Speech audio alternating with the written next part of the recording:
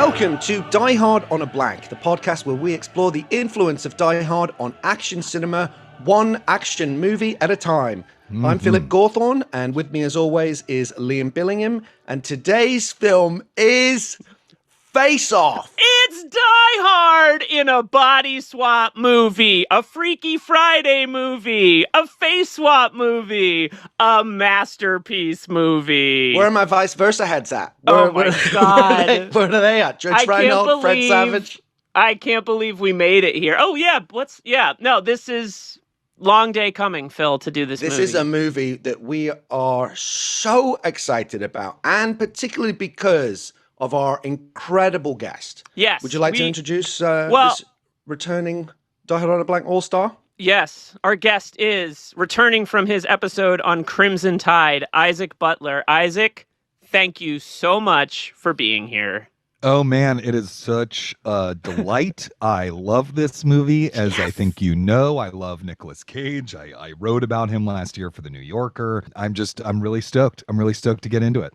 Yeah, fantastic. Whenever we need like an acting, you're our acting correspondent is the way that I like to put it. And it totally fits, and it's really exciting because when you were last on the show, we tackled Crimson Tide and had a long conversation about method acting. And what I'm so excited about, and you mentioned this in your piece, is that I don't know about Travolta, but Cage seems to have rejected the method acting label in favor of his own playing of jazz. Yes, no, that's totally true. That's totally true. Nicolas Cage does not want to do a kind of purely realistic, psychologically realistic thing. You know, he rightly has observed that there is no reason why acting has to only be that, right? But he's one of the few people, I think, who has really managed over the course of a career to get away with the kind of stylistic breadth and variance that, you know, he has championed. I mean, there's just not that many people who can do what he does. And I think he's sort of, you know, one of the last great innovators as an actor, you know, in ways that I find really delightful. And they're fully on display in this film. Oh, yeah. Well, before we get too far ahead of ourselves, I want to introduce Isaac with his bio. So Isaac Butler is the co-author of The World Only Spins Forward, The Ascent of Angels in America, which NPR.org named one of the best books of 2018. He's written for New York Magazine, Slate, The Guardian, American Theater, other places. He hosted the podcast Lend Me Your Ears, a podcast I loved about Shakespeare and politics, and he co-hosted Working, a podcast about the creative process. He's a theater maker. He's the co-creator with Darcy James Argue and Peter Nagirny of Real Enemies, a multimedia exploration of conspiracy theories in the American psyche. Most excitingly, Isaac is the author of the book The Method, which I have said ad nauseum and will not stop saying is one of my favorite books of the last 10 years. A book I desperately wanted, didn't know I wanted, and then when it came out, I was just in heaven reading this book. I've now read it twice. So amazing. Could not think of a better guest to have on this episode. And again, we're just so thrilled that you're joining us for, I think, the best acted action movie ever made. Wow. Certainly the most acted. Yeah, certainly the most acted. Certainly the most acted, and more than that, and I mean this, there's moments of subtlety in this movie that weirdly blow me away too. So like, yeah. I'm really excited to dig into this. Phil, take her away. Well, first of all, Isaac, thank you again for coming back. You know, there was no one else we would rather have as our resident acting guru to unpack this film. And I'm thrilled to hear that you also love the movie. Yeah, of course. What's your relationship with it? Did you see it when it came out? Has it been in your life a long time? I mean, we're domestic partners. Okay. You know, yeah. You and John Woo, that's amazing. Yeah. When I worked at this summer camp, this sleepover camp in Connecticut called Bucks Rock that I also went to as a camper, we would use our days off to go see movies in town. And we would go to Danbury, Connecticut, because New Milford had like a movie theater, but Danbury had a mall. So it had like a multiplex. And so I very, very vividly remember seeing this movie with a group of counselor friends on my day off and just thinking it was the fucking best. And then everyone else, if I remember correctly, now this might be convenient that I'm like remembering it that only I got it, you know, but I remember other people being like, this movie is totally ridiculous. What are you talking about? My being like, I'm fairly sure it understands that it is ridiculous. Do you know what I mean? Like, I don't think that it's like a mistake that the movie is made the way that it's made. Right. And I just thought it was so, you know, by the time the kid is coming out listening to Somewhere Over the Rainbow with like the gung fu going on around him and all that stuff, I was just like, this is just so delightful, you know? And so I that was sort of the starting point for me.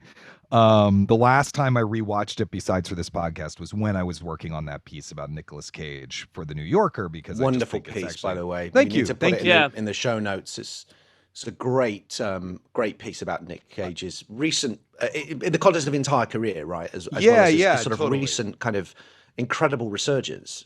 Yeah, and you know, I think Face Off is one of the most important of his performances. If you're looking for like, what is it that Nicolas Cage does that no other actor really does?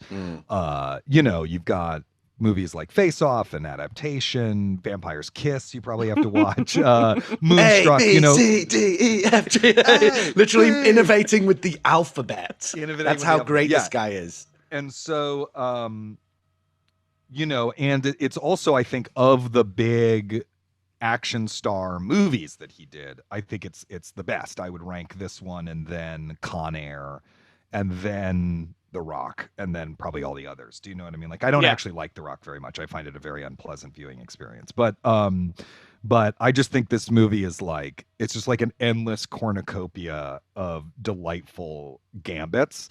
Everything from like it starting with the final action sequence of a movie. Yes. You know, through to having these two huge box office stars at this point doing impressions of each other, to like how weird it is. It's a really weird movie. It's much weirder than I think most of the other movies of its era. So I just love it. I think it's a That's special great. movie. I wasn't sure because, you know, you're a pretty sophisticated guy, Isaac. You're a pretty, you know, I think you're a man of the theater. You're an intellectual. You're a novel. You know, you've written the definitive book about method acting. So I wasn't necessarily sure if a movie that was so, you know, that was pure popcorn like this would be something that you would connect with. And it's wonderful to hear that you do, because I feel sort of similarly that it's actually a deeply, deeply, deeply layered film, as well as it being this just, you know, a shotgun of craziness, or, you know, it's also really, there's a lot going on that we'll unpack. But Liam, I'm assuming you saw this when it first came out? I have so many when things. you were 6 when it first came out. I was 6 years old, yeah. My dad said, you're turning 7, it's time to go to the movies. No, I was the very impressionable age in 1997 when this came out at 14. I was 14 years old. I was given kind of carte blanche. It was the glorious 90s to watch whatever I wanted. And I was completely sold on Nicolas Cage after The Rock. I was completely sold on him after Con Air, which I did not like initially and have come to love. And I remember being very excited for this movie. I was sold on John Woo. I'd seen Broken Arrow. I'd gone back and watched The Killer and Hard Boiled. So I was like in for this movie. And I remember so clearly reading the Owen Gleiberman A review the week before this movie came out, because this movie was taken so seriously by film critics. Had phenomenal reviews for a movie of this genre. And I remember kind of being like, wow. And I remember my dad, who did not like Broken Arrow, being like, okay, I guess I'll take you to see Face Off. And we went and saw Face Off. And I think part of the reason I love this movie is it ended and my dad was like winded. He was like, that's the greatest thing I've ever seen in my life. Like there's two like formative movie going experiences with him. One is seeing this, and the second is seeing LA Confidential, and him just being like, those are the movies, you know, like real dad stuff. So I saw this, I loved it. I owned it. I read the novelization. That's how deep I went on this. I had it on I had it on Jonathan VHS. Franzen did the novelization. Yeah, he did. Yeah, he did. Jonathan Franzen did Jonathan Franzen's Face Off. Yeah, it was special. There was a whole it was a unique take, but it was really cool. And then I watched it on DVD 40 times. I hadn't watched it lately until I got the 4K. The Kino Lorber has this great 4K, which has commentary with the writers. It has commentary with two action movie guys. It has a making of. And I revisited it this week, of course, for this. And I was like, wow, this is like a top 10 movie for me of all time. Like, I think this is the greatest movie we've ever talked about on this podcast, you know, and I'm a huge The Rock guy, but this blows The Rock out of the water as much as I love The Rock. I just love this movie. And I, Phil, you mentioned earlier, I think the older you get, this movie hits a little differently. And I was surprised at how sort of like moving I found rewatching it. And more than that, I think to the theater of it all, I was just about to start doing theater, or was just about to. And I think one of the things that's interesting on the making of this movie is the writer makes the point that like very few action movies are all about have the stakes of just like the relationship between people. This movie does not, until once the bomb gets defused, this movie stops being a like it's got to save the world kind of movie and becomes about two men.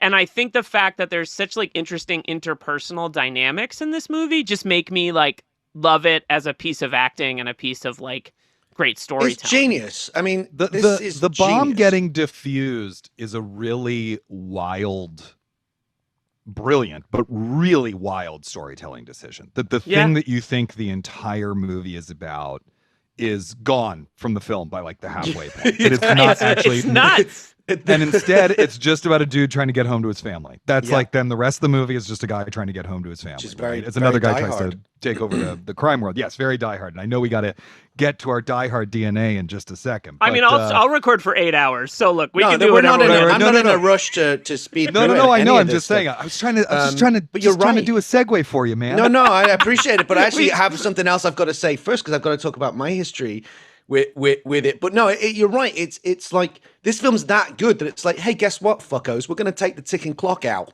in the second act, and it's still going to be awesome for another 40 minutes. Like, that's how good this movie is.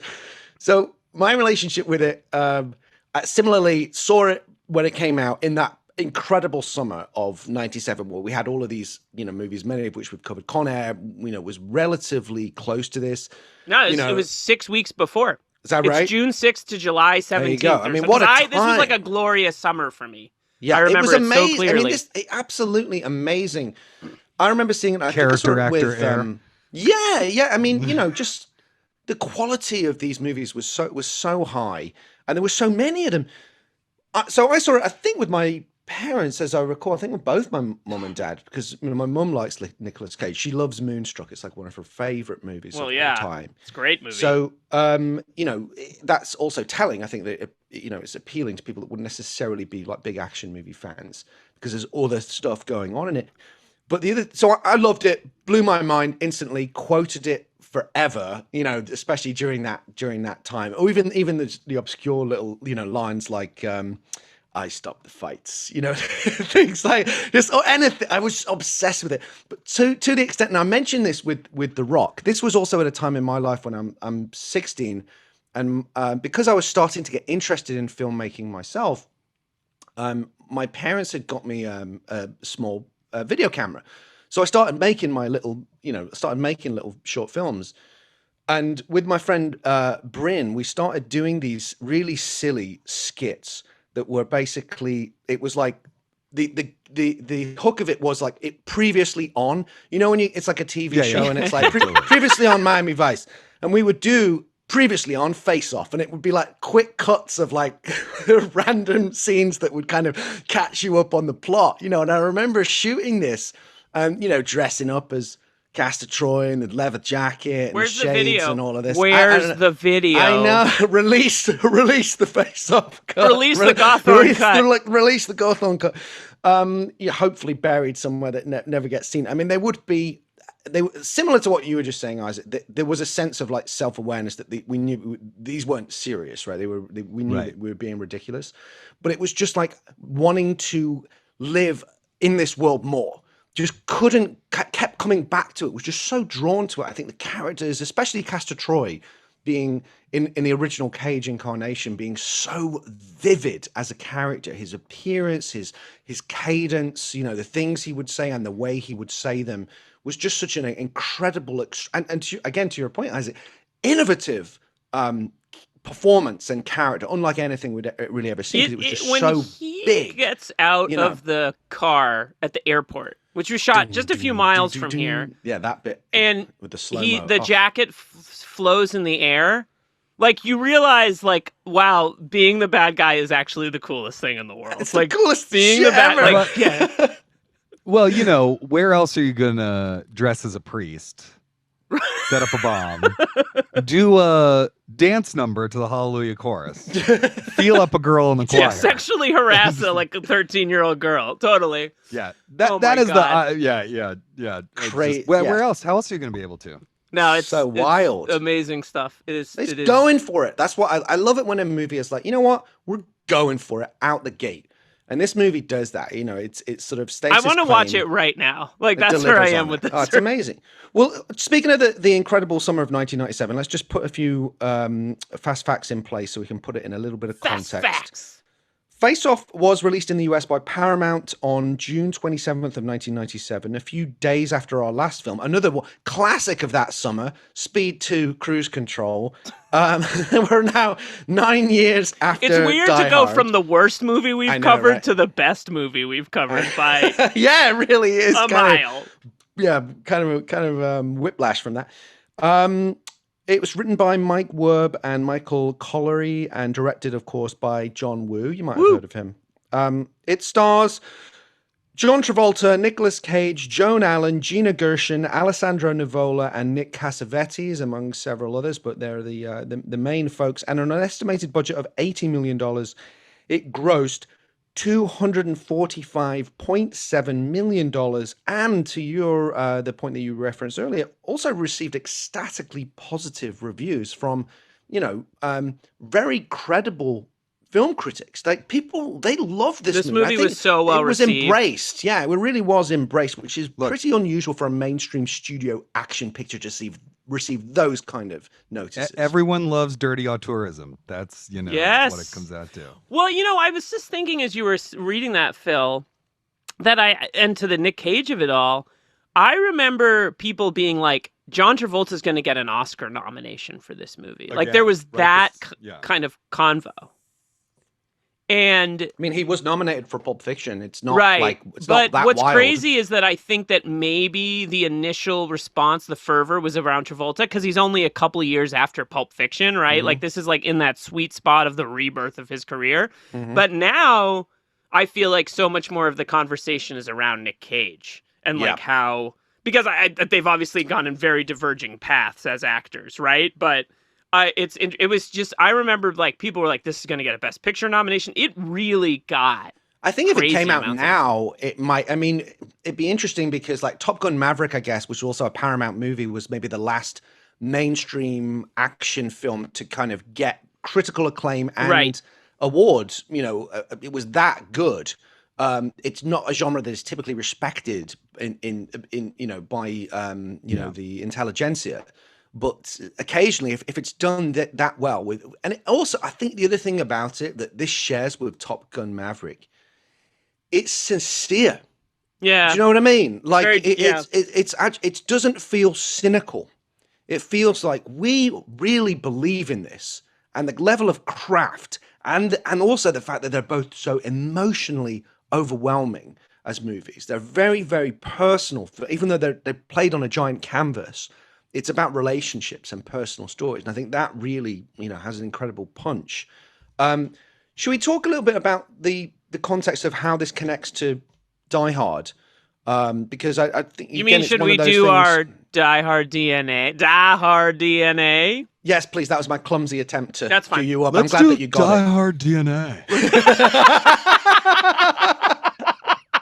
That's why you're here. Among many other reasons. One of my favorite line readings is when Travolta goes, touche. Like, it's just amazing. It's next level. So good. Yeah, it's really, really good. The one that I say anytime I am... I can't stop laughing. Anytime a peach-related food is being eaten in my house. Yeah, oh, totally. Sort of mutter, peach. My favorite is when he goes, peach, I can eat a peach for hours. When his voice changes to Nicolas Cage mid-sentence. Oh, it's so seamless, though, as well. Like, how that's done is so brilliant, you know. Yeah, so in terms of Die Hard DNA... Yeah, so in terms of Die Hard DNA, you know, off the top, cat and mouse mayhem between a cop and a terrorist locked in an escalating dance of death. I think it's also interesting that, you know, Die Hard... The idea of confused identity or identity deception is like a minor recurring element of Die Hard, in that you've got John McClane disguising his identity for as long as possible. He has to be called Roy. You've got Ellis pretending to be a friend of John's, and most notably the iconic Bill Clay scene, which has a little bit of a face-off echo to it in the sense of the chameleonic nature, you know, Alan Rickman's character pretending to be an American hostage. And adopting the accent, but here that notion is front and center to the whole concept. We also mentioned earlier that, like Die Hard, at its emotional core, it's about the hero trying to reconnect with his wife, with whom he's emotionally estranged at the beginning of the story. And like Die Hard, the theme of family is really central. Family being reunited after a trauma. Fratricide. Big element of Die Hard. Carl looking to avenge the death of his brother Tony. Later in the series, Simon Gruber, right, looking to take revenge on McClane for the death of his brother Hans. Here, Castor is partly motivated to seek revenge because of the death of his brother Pollux. And also, I think just vibe-wise, like, this is an extremely symphonic movie. You know, there's a real musicality to the whole experience. In some cases, very literally, as you mentioned, Isaac, in the incredible Somewhere Over the Rainbow scene. But John Woo, like McTiernan, a very musically minded filmmaker, and there's an operatic quality to it. You've also got, you know, on a surface level, reckless SWAT team assaults, lots of shooting the glass, FBI agents acting like dicks. This is one that my wife caught. I have to give her props for this. Both films feature a scene where a gunmen shoot at the hero as he races across a rooftop from a helicopter. They shoot at him from a helicopter in the mistaken belief that he's actually a terrorist. Right. That happens on the oil rig prison, right? They're trying to shoot him as he's trying. And in both cases, because of that, they're forced to jump off the building. So that was one that I didn't catch. So I have to give Darlene a shout out for that. Faced Off was also previously optioned by Die Hard producer Joel Silver in 1991, before later being picked up by Paramount. It was shot by Oliver Wood, who was the DP on Die Hard 2. And this was my favorite. Genius. I don't know if you guys caught this. Recently passed away. Yeah, a genius cinematographer. Brilliant shooter. This was my favorite, though. Now, both films are set in LA and feature many scenes involving skyscrapers. And if you look carefully, in the scene where Cage is about to be taken to the prison and he says goodbye to his friend Tito, you can actually see Nakatomi Plaza in the background. So there you go. Wow. Some pretty heavy, even though again on surface level maybe doesn't seem like it's not a Die Hard on a blank premise, but the Die Hard DNA is pretty robust in this one. Isn't the blank the human soul? It's Die Hard on a human soul. It's Die Hard in an existential examination. That's the seventh seal. That would be our. One that I would add is Cage's kind of non-political operation. Right, he's a non-political terrorist. He's doing it for the money. Though I heard an interesting take on it that opening scene when he kills Travolta's son, which is originally supposed to come later in the film, and then Wu was like, no, we have to start with it. Like, that's how you begin the movie. Is the take is that is what turns him into like this complete sociopath. Like, before that moment, he's kind of like maybe ideological, but in that moment, he like fully turns to quote unquote evil. That theory is nonsense. The whole point of Cage's performance is that he's like a flamboyantly satanic figure. Like he's not Travolta's performance. That's what's amazing about it. Right. But I mean, like the Castor Troy does not have a recognizable human psychology. He's just id. Like there is no super ego to check that thing, right? It's like Though I for will example, give Cage the scene where he ends up in the drug den with Nick Cassavetes, Yeah. and the one woman's like, "I thought my peach was your favorite." The other one's like, "I thought it was mine." Yeah. Right? It's like this is just a guy who just like fucks anything, snorts anything, Right. kills anyone in his way. His brother's the only person he really cares about at all. Well, and the way he You know- kills Cassavetes is fascinating. He just Yeah. blows him away. Like it's kind of unbelievable. Though I will give Cage that opening scene when he sees that Archer's with his son and he thoughtfully takes a sip of his soda. Like that's just good acting. Like it's just such good acting. Like it's crazy how what was you he drinking? feel. Yeah, I really want to know. Like a soda. what I does a just love how sociopath, childish it is. It's kind of it's so glib, isn't it? It's so Yeah, sort of like, I'm about to do something that's like the worst thing ever. Let me just have a little. Yeah, I love it. I think it's Wet the whistle. my theory is that it's Diet Pepsi, a soda only a sociopath could enjoy. Yeah, like a Coke Zero. Like, what are we doing here? No. I drink Coke Zero. Coke Zero is a drink of humans. But Diet Pepsi if you're is like Diet Pepsi, if you're like a reptile serial killer or whatever, Diet Pepsi's gonna be That your is beverage.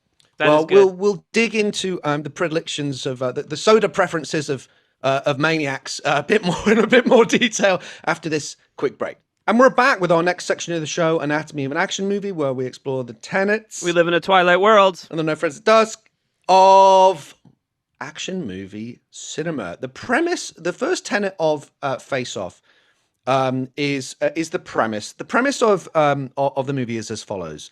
So, international terrorist Castor Troy, Nicolas Cage, accidentally kills the young son of FBI agent Sean Archer, John Travolta, sparking a long-running feud between the two adversaries.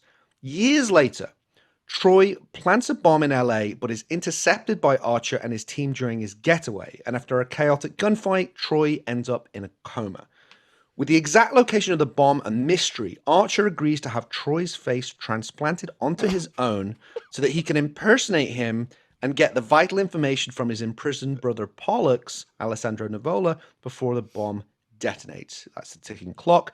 But when Troy awakes from his coma, he steals Archer's face, meaning the feud between them continues, with both men now having swapped identities.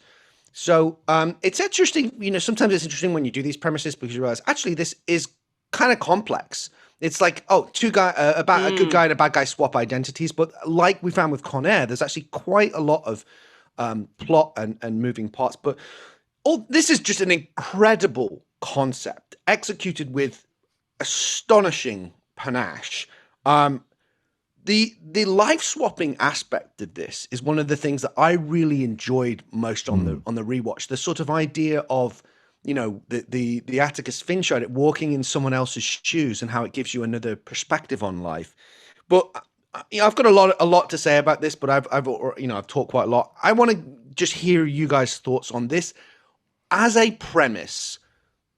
What's going and also its themes. What are your initial, what do you love about, how this premise is executed and what it's exploring through that premise? I do think there's one gigantic plot hole with this premise that I will get to in just one moment. But before we get to that, the great thing about this premise is that, the great thing for me anyway about this premise is that it ultimately makes the movie one that's about acting, right? That you have these two actors and they smartly cast two actors who have sort of very recognizable styles.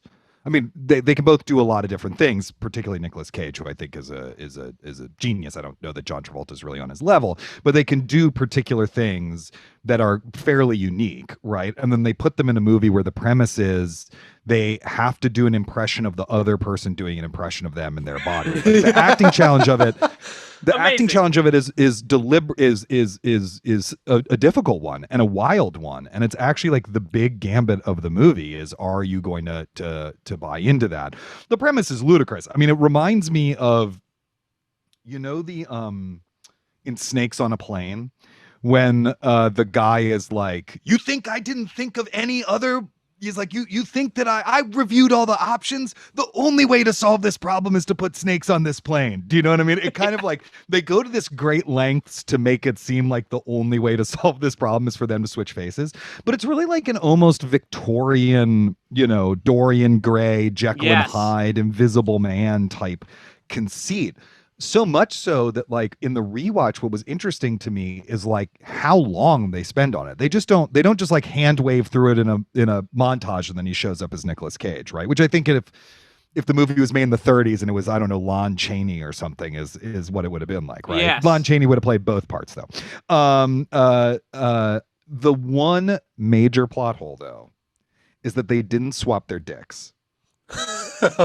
Yeah. And disguised as Sean Archer, Castor Pollux has sex with Sean Archer's wife, right?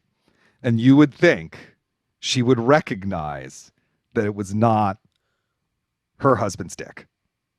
So this That's incredible the hot one, take. Incredible hot This is take. the one major plot hole in the film. I know it says in her journal that they haven't had sex in 2 months, right? But they've been together 2 months a long isn't that time. yeah. And 2 months is not that long. So I I'm sorry, laughed. did I just get myself kicked off this No, podcast? no, I'm just Well, I think processing. you're- I'm just no, processing this bombshell. I like love this movie so much that I'm so fascinated by this. But here's my They're thing. even like, we'll give you a tummy tuck so that your abs match his abs. Do you remember? They're even like, you're Well, a little Cage- fat John Travolta, so we're gonna Cage came so- off little- Con little Air. bit He rude. finished Con Air on like a Friday, and he started Face Off on a Monday, which Wow, I think what is a just badass. crazy. That back to back to back. But one of the this is actually a great cue to set up for me. So I laughed while Phil was reading this.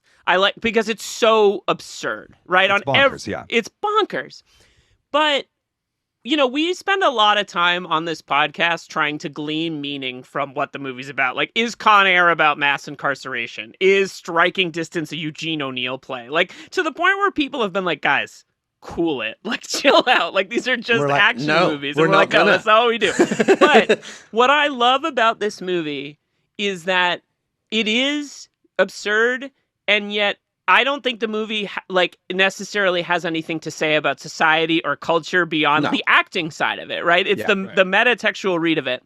But I will say that it wears so much of what it's about so obviously that the kind of like psychodramatic elements of this movie fascinate me. So to the point of like, they didn't switch dicks. What does Joan Allen think is going on before she realizes that her husband is a different man? Like, right. Because, and we'll get to this. I was with him as husband and wife. Sean Archer sucks. He Yeah, is he a does. shitty guy. Like, maybe one of the most unlikable protagonists, and yet the movie doesn't outright say it. Margaret Cho goes like, did the stick get successfully removed from your ass? But like, when he like picks up the champagne after he's like waged a war for his own personal reasons to avenge his son's death and all these people die, and he like rubs it in the face of the people who work for him, it's like, you suck and no one likes you. And so like, maybe your wife, like, she's like, this is not my husband because this guy, but like, he's deep dicking me. Like, it just seems like I would get. there's a Here's what I would say about psychodramatic this. element. Also, we do know that Castor Troy is really into foreplay. We know that. Yes. Maybe there's other things he so- could do. Yeah, know what I Right. mean? He might be the only action movie villain who's super into foreplay. Oh, he's so horny too. And it's like, but I feel like that one of the things that I love about this movie is that it like operates on this level of like, Castor Troy is the husband that maybe Joan Allen kind of wants, and Dominic Swain wants to be her father. And Does she want her? Well, that scene, that's a scene that I was like, oh boy, oh, it's Papa's got a tough. grand But new when he vaccine, pulls, talk about meta, when he pulls Danny When he- Masterson when he out of the beats up car convicted boy. rapist Yeah, Danny yeah, yeah, and he's- Masterson. kicks him in the balls, it's like, this is like a fantasy of like the neutered suburban dad in the 90s, just like exploding in becoming this like other figure. And I love that the and movie... do you remember what Masterson says right before he comes out of the house and breaks the guy's car window? He's like, "Oh yeah, like your absentee father's gonna give a shit what happens to you," and right. So there is that thing of like, doubling is one of the most satisfying dramatic devices. Yes. I genuinely believe it's like unbelievably satisfying when you have doubling. It's a thing that Michael Mann uses all the time. It's a lot of great filmmakers use it in various ways, and it's very satisfying. And here they make the doubling like super. Can you just define literal. that term? So doubling is in a lot of, the Shakespeare does it a lot. Dostoevsky has the novella The Double, which was turned into a Richard A. Owadi directed a film adaptation of it with Jesse Eisenberg. But the idea is that there is another you. It's not an exact doppelganger. It's a mirror image of you, essentially, that you often is able to do things the protagonist wishes they could do and can't, or forms a kind of foil contrast to the protagonist. So for example, like Hamlet has a million of them. There's just constant doubling in Hamlet. You have two characters named Hamlet. You have two dead fathers who must be avenged. You have two people who have, killed another character's father. Hamlet and Laertes are a double. Hamlet and Claudius are a double. Rosencrantz and Guildenstern, no one can tell them apart. They're a double. Those kinds of things. But particularly in the Dostoevsky story and stuff that follows on that, there's a kind of like the double is given permission to do the things you wish you could do and couldn't. Another great example of it is Vince and Neil in Heat, of course, right? That they actually both have almost identical personal life struggles, right? The difference is that like Vince actually does have some of his humanity still intact, and Neil really doesn't. He almost does. He almost makes the decision to be a human being, and then he kind of walks away from it at the end. Similarly, because it's Michael Mann we're talking about, Jamie Foxx and Tom Cruise. Yes. In Collateral, what happens is Tom Cruise teaches Jamie Foxx how to be agentic, right? He like teaches him how to be a real man, basically, through being a psychopathic assassin. And it is in fact that Tom Cruise can like do the things that Jamie Foxx wishes he could do. Would not murder people, but he can like take action, whereas Jamie Foxx's character stand up purely for in a world as of well, dreams, and he can stand up for himself and stuff like that. Finally you have the scene where Jamie Foxx has to go to the club and pretend to be Tom Cruise's character, right? And in that something shifts within him, and that is why he is actually able to best Tom Cruise's character at the end of the movie, right? So this, I just find this to be an incredibly satisfying trope within narrative-driven work. And once you spot it, you see it everywhere, right? Tom Ripley and Dickie, right, is another example. A lot of times when a work becomes like really plot-driven, doubles start breaking out. It's like a weird side effect of plot. And Villeneuve's Enemy is a good example of this also. Villeneuve's Enemy, is another great example of it. Yeah, totally. Or even, in Dune, you have Fade Routha, right, who's like the bizarro version of Paul, and stuff like that. So in this, they're taking that idea of the double and they're just making it really, really literal, because both men have to become each other's doubles and then live as each other in this like wild way. And of course, the interesting thing, because Sean sucks and he can't have any fun whatsoever, is that it is like torturous for him to live as Castor Troy, right? It's like a source of constant pain and struggle for him. Right. Whereas, of course, Castor Troy living in the body of Sean Archer is having the time of his life, because he's this like lord of misrule satanic figure who just wants to like seduce his own daughter and chain and he has all the powers of the FBI at his disposal as well. When he's driving down the street and he goes, I might never get a hard on again.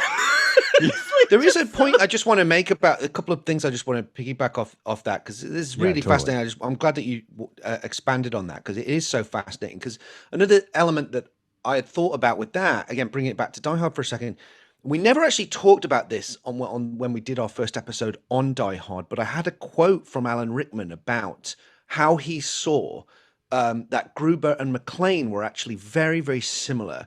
Right. In their sensibility, if not their, they come from very different backgrounds or everything. But once they were in a duel, this battle of wits that they were in. You felt that they were actually kind of cut from the same cloth to some extent, and they could kind of understand each other. And he said, this was the quote from Rickman. He said, Hans had one goal, money, but in a weird way, they were cut from the same cloth. And there was a quote that said he differed from McClane in the sense that he was cosmopolitan, elitist, and arrogant, but he said there was a mutual respect between them. So it is really interesting. I think that's why that this theme of duality and the idea of what this film really explicitly explores, that I think these other doubling stories maybe hint at, is that dark fantasy of what if you crossed the street and you got to live as a bad guy with impunity. Undercover movies do this a lot. I think of one of the definitive ones, Deep Cover, one of my favorites. Like, love that Lawrence Fishburne's that movie rocks. Gets to live the fantasy of what if you're, instead of being a kind of like racially abused Cincinnati cop, you get to, who's kind of a bit powerless, you get to be a powerful, high status drug dealer in LA. And live out that fantasy, and often they become corrupted and seduced by that switch. So I do agree. I think it is a fascinating theme, and I'm really glad that you expanded. And one of the wildest takes on it is the Philip K. Dick novel *A Scanner Darkly*, which was turned into an amazing movie by Richard Linklater. That's one of his rotoscope films, and it's really incredible. But the premise of that movie is a guy who is undercover as a kind of mid-level drug I don't know that he's actually a dealer. I think Philip K. Dick's a little unclear on this, if I remember correctly, but he's sort of like mid-level management in the He drug feels like trade. he's in a power structure of some or like a bureaucratic structure. Yeah. But the drug that he takes that they're trying to bust has essentially split him into these two different personas, and they do not realize that they inhabit the same body, right? Now, you as the reader know this. This is explained to you very early on, that he's slowly becoming these sort of two different people trapped in the same body. He is so the cop starts trying to bust the drug dealer that he is pretending to be, not realizing that he is also the drug dealer that he's pretending to be. And so there's a lot of fun that you can have with this concept. We should say there's other doubles that pop up in the movie too, right? I mean, Castor, of course, has a twin brother, Pollux, who are named after the Roman twins, Castor and Pollux. He weirdly has two gangs, right? There's like the gang he runs with his brother, and then there's these other people that he eliminates. There's some doubling in the son who's killed, and the Adam, the boy, they look similar. Who he adopts at the end of the movie. There's like a lot of that kind of stuff floats around the film. This is also something, and Liam, you brought this up when we did Hard Boiled, and it was an element of it that I hadn't necessarily tapped into, but you articulated it really, really well. It's incredible. About how in Hard Boiled, which deals with, is also a sort of doubling movie to some extent. First of all, there's the fact that the Tony Leung character is an undercover cop, but the duality between the two heroes of Chow Yun-fat and Tony Leung. But the way that it's about confused identities, was, you talked about that a lot, Liam. Do you remember about how it gets so chaotic towards the end of the movie? Because the cops, there's like bad guys dressed up as cops, but then the undercover cop dresses up as a cop so that the bad guys think he's one of their cops dressed up as a cop, and it's like so elaborate, and it's intentionally like confusing, and it's very much about like identity and identity crisis. And this is my big question for both of you guys that I think will be interesting is, can you think of a single other director that could have pulled off this film? Because I can't. I think this is uniquely a John Woo joint. Yeah, I agree. There was some interesting attachments Not just the to action, this movie. the I don't know themes. if I'm infringing on your quiz later, but Rob Cohen was attached to this movie for a while. The guy who did Fast and Furious and a previous Die Hard on a Blank Entry, Daylight. And I'm very glad he didn't make the movie, because I actually think that one of the things it's interesting is that, and Isaac, I don't know if you know this, but this was originally much more of a sci-fi movie. And in order to make it possible to do, they cut the sci-fi element, which probably took $15 million off the budget, according to Right. producers, but also because John Woo was like, I don't make sci-fi movies. And I think the reason John Woo is great, because I think in terms of action cinema especially, John Woo is like a dramatist. Like, he's very interested in drama and character. Everyone in the documentary, you have to listen to Nick Cage talk about John Woo, because he's like, John Woo's cinema is like unlike anybody else. And what's beautiful about Cage is how serious he takes acting, right? Yeah. And I mean, not that other actors don't, but like Cage, the relentless experimenter, is so serious about his craft. And I just think that John Woo is like just on another level in terms of how serious. I mean, this is a character-driven movie to some extent, and I think that's what makes it so powerful for me. Yeah, I mean, I think that a director like Andrew Davis, with what he pulled off with The Fugitive, could have done a version of this movie that was interesting and good or whatever. It just would not, the stylistic flair and operatic quality that Woo brings to these kinds of movies, is very hard to replace. And the only way you come near it is probably to use a different Hong Kong director like Tsui Hark or something like that. Yeah. Do you know what I mean? Like, but it's also interesting because Woo had not had a lot of creative control on Broken Arrow and was pretty frustrated with that movie and how it turned out. He did not have final control over the edit. There were parts of the filming that were taken away from him, stuff like that. So what's interesting as well is that he really is able to let his freak flag fly on this movie and just he really had total control on this movie. And I think you can really see that, once the doves start showing up, that this is a movie that has all of his hallmarks and signatures and obsessions. He almost didn't get the doves. The producers told him, we don't have time for the doves. And he how do you tell John Woo you don't have time for the doves? He was depressed. And then the next day, the producer was like, look, if you can guarantee you can get this shootout done, you can have as many doves as you want. And right. he's like, hold my beer. he blocks his cameras similar to Kurosawa. The cameras are pre-blocked on dollies, moving around. Like he shoots it like a dance. And Cage also says this in the commentary. He's like, everyone says this about Woo, but it's like a dance. He choreographs and shoots like it's a dance. And I think he really, I get the sense that he's not sitting down and being like, here's your traditional coverage, Nick Cage and John Travolta. I think he's really auteurist in that he speaks a visual language with his filmmaking that really is next level in terms of what it achieves from a filmmaking. There's very few filmmakers that can pull off, I think, this level of sincere sentimentality in the way, which doesn't necessarily work for everybody, but for me, it absolutely is just a bullseye. It's right. It hits me in the feels every time. And I want to talk a little bit about the before we move on to the acting, which is going to be our kind of main event here. I just want to talk about the ending. I want to talk about it one point from seriously for a second. Which of its many endings? Which of its many endings final are we talking about? I want to talk about not these 7 action sequences that lead to the final scene. I just want to talk about the resolution because this is the bit where I might get a bit emotional because I watched this film on video non-stop in the 90s.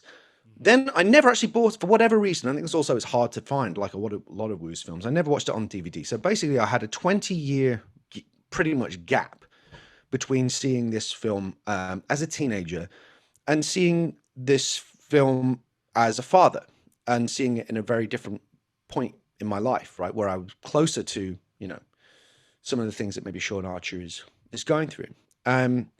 And for ages, I often sort of felt like, okay, the last scene, the epilogue, very sentimental.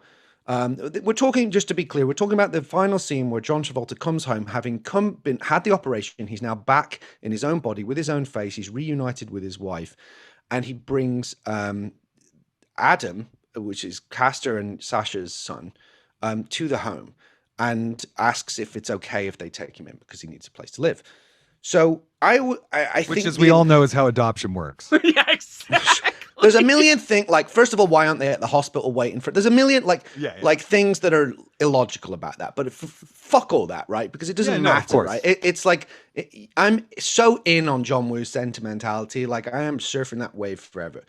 So what I always interpreted that as, like, even as a kid, I was like, this is kind of silly, because it just, and also kind of twisted and stupid, because I think it's misunderstood as my kid died, here's a replacement, right? I think that is how it can be read. Yes. However, on this viewing, as a father, 20 years later, there was a critical plot point that for me had got kind of lost in the chaos of those 7 endings and the speedboats and the shootouts, because it happened significantly before. Don't forget the harpoon. It's because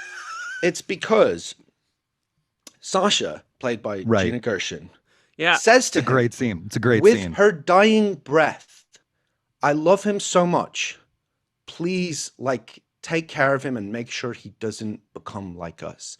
That is said to Sean Archer in Castor's body. She thinks it's Castor, but that is why that scene fucking works, right? And that's what I didn't understand. It's not about replacing the son that Sean lost.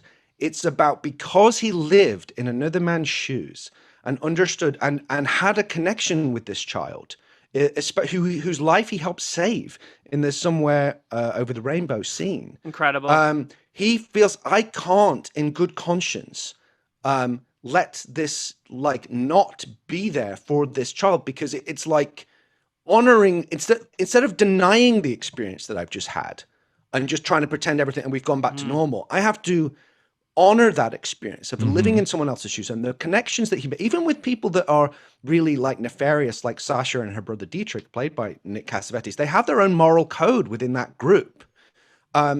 And there is honor among them. And for him to just be like, I spent time with this woman, and although there was an element of duplicity involved, she really, like, that is a hard thing, I think, to say no to, because the feeling of like, I love this child so much is something that he would understand, because that's how he felt about his son. That's how she felt about her son. And that's why that ending is, for me, like, I mean, the music alone is enough to just make me weep buckets forever. You know, John Powell's song, The Homecoming, over that last epilogue is just one of the most beautiful compositions I've ever heard in my life. So for me, like, that's my sincere bit. And then I have a funny bit about this. But does that make sense? I think that makes sense. I mean, I think that, you know, if you follow the action, by which I mean like the story beats of the film, not the action sequences of the film, right? He has the scene where he says to Gina Gershon, I'm not the same man that you knew.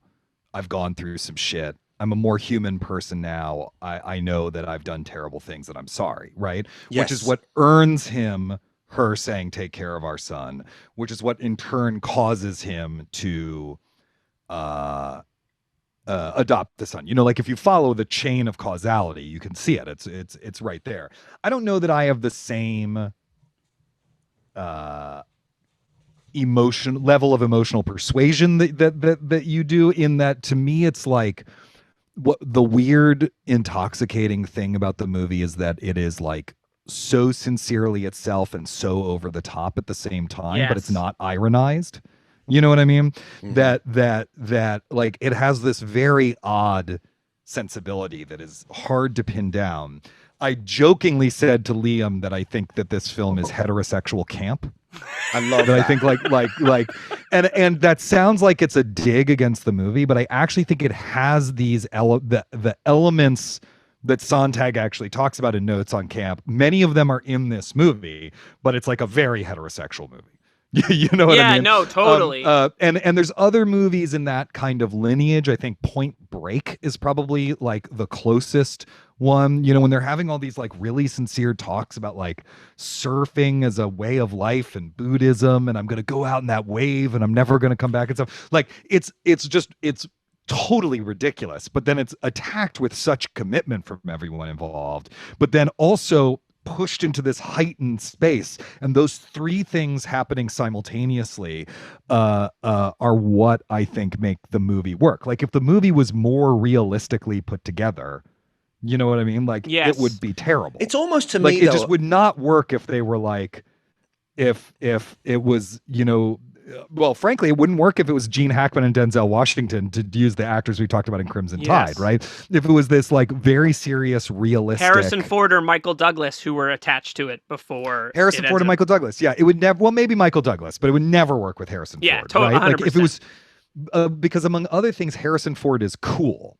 Right. And I do not actually think this movie is cool. I think it does things where it's like, look at this. Isn't this so cool? The way his cape dives waves out the window with the window with the gun. But the fact that it is so sincere in how cool it thinks it is makes it uncool, because you have to be withholding to be cool. You can't be cool and be all in. Yes. Right. And I'm not saying any of that to denigrate your emotional response at the end of the film, because I think that is earned by the movie. Totally. I just think that it, like, to me, I'm so bewitched by its style, which is a kind of style that does occur in Hong Kong crime movies a lot, but it's very rare to find in English language cinema. That kind of weird combination that to me, I just get lost in that. My middle ground on this, and Phil, I totally feel you on that, is that what I love, to the doubling point, is that I think on some level, Sean Archer and Castor Troy make each other better versions of themselves. Yes. Right. Yeah. Like, Archer redeems Castor Troy, right? And Castor Troy maybe removes the stick from Sean Archer's ass. And I think that is, like, where this movie works for me on, like, an intellectual level, and the sort of put upon father, like Sean Archer showing up at home and his daughter, like, rebelling after he's, like, literally had a shoot at an airport is, like, so absurd. But the commitment that they bring to the movie, and to John Woo being like, no, we're not going to wink. There's no, like, in this movie, the movie never winks at you. And it brings that strange, like, this is bizarre, but, like, I don't know if I was as emotionally in tune to it, Phil, but, like, I totally get it. And I was so intellectually moved in a weird way by, like, Sean Archer redeems Castor Troy, which is, like, pretty cool. We all have, to your point about being cool. And so, I think we all have to have a kind of bulletproof vest of cynicism, right, in this world, because it's hard to be, that's just our defense mechanism. But it's like a movie like this, I think as well, the more you know about John Woo as a person, and what he overcame in his life, and the sort of trauma that he's been, it's really interesting if you read about it, because he had a pretty brutal upbringing and faced a lot of persecution and all kinds of other, like, crazy stuff that he dealt with in the time where he grew up. So I think, but knowing him, if it was Rob Cohen or Andrew Davis, who we love, and we like some of Rob Cohen's movies, and we love Andrew Davis, but he's the greatest. I can't see, it's because Woo has a sort of unfiltered sentimentality and sincerity that, for me, that is what puts this over the top. But at the same time, that's ripe to make fun of, because it's so sort of pure. It's so, like, I really believe this. It's a very he's so spiritual, but that is such a, it's and about he got forgiveness. away with it. This movie's about forgiveness. The obvious thing to do is just be like, well, look, Adam Troy is a casualty of circumstance. I'm home with my family now. Tough shit. I don't give a fuck. But he can't, his conscience as a father can't allow him to do that. It's such a beautiful, poetic ending. To Isaac's point, like, Woo had full control here, right? He's made Hard Target, he's made Broken Arrow. Like, I like those movies, but they're compromised in some ways. But this time, like, every actor in this movie, like, the story goes that Woo brought this to Travolta and was like, I want Nick Cage. And Travolta called Nick Cage and was like, let's go. Like, we have to make this movie with like, this is it. And everyone on set was like, it's John fucking Woo, right? Like, so, like, there's a real buy-in from everyone involved with this movie. Yeah. I want to talk about being flipping gears and going from my, sincere in nature to being glib for a second. And then we'll want to move on to the acting finally, sorry. But can we just pass through the key elements of Adam's therapy? It's just going to cost a lot of money. So Adam Troy is now, his adoptive father killed his biological father. His biological father killed his biological mother, albeit in someone else's body or face. His adopted father is looking to replace the son that was killed by his biological father. That is a lot of.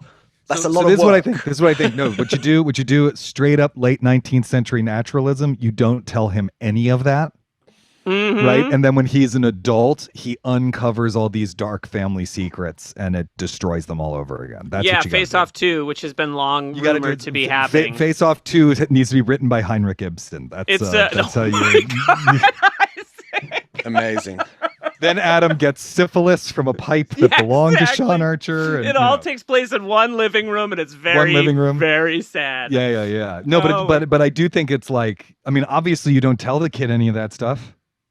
Yeah, maybe that's the only way to move on. The only You'd way be like, to your dad died of a heart attack, and this suppress. kindly police officer adopted you. Yeah. I want to say I think it's a nice little bit of meta text that the "Somewhere Over the Rainbow" is sang by Olivia Newton-John. Just like a nice kind of like Travolta's career. It's like I don't know. It hits me.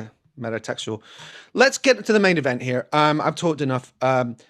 The acting. Let's discuss the genius and complexity of what these two actors pulled off here. Are there any, what are the precedents for this kind of work? You talked about some of it, Shakespeare, Twelfth Night, Chinese and Japanese theater, mask work. Yeah, totally. Give us your take as an acting scholar on what the genius of what's been pulled off here and the shoulders that it stands on. Yeah, I mean, you mentioned a lot of tropes, a lot of genres that use this kind of thing, all the time, of people being in disguise. You have the comedy of errors, where you have the two brothers who are identical and also have the same name, and then the other set of twins who are identical and also have the same name. They're all confused for each other. Even you go to something as delightful as the mirror sequence in Duck Soup.